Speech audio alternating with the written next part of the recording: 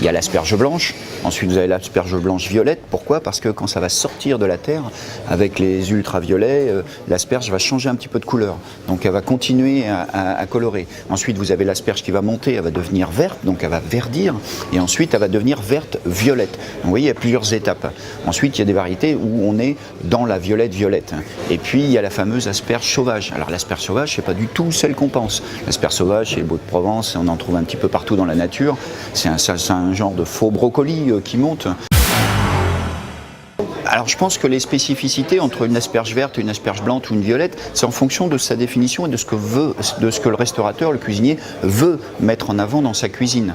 Il est sûr que certains restaurateurs vont préférer des calibres différents également, parce qu'on va avoir une saveur différente qui va être provoquée par la mâche.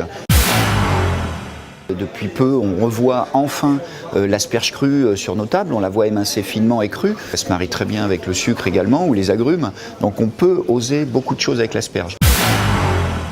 Une fois qu'elles sont cuites, le matin, il faut les passer le midi. Il ne faut pas les conserver 24 heures dans le frigo puisque ça aura un effet toxique. Et plus vous allez la conserver cuite, plus il va y avoir un effet toxique. Donc attention, messieurs restaurateurs, ça c'est très très important. Une asperge qui va avoir, vous savez, le pied qui commence à se rétrécir, qui commence à se dessécher. Donc ça, il faut éviter de la prendre, cette asperge-là, parce qu'on va avoir une amertume. Ensuite, quand vous avez la queue de l'asperge, si vous la voyez un petit peu marron-brun, il faut éviter de la prendre aussi, parce que ça veut dire qu'elle est coupée depuis longtemps, et là, vous n'avez pas une belle qualité. Ça n'aime pas la lumière, l'asperge, hein, donc il faut la conserver au frais, il faut la conserver ventilée, il faut la consommer le plus rapidement possible. Vous l'avez, mangez-la. Donc attention, messieurs les cuisiniers, le produit, c'est important de le connaître pour mieux le cuisiner.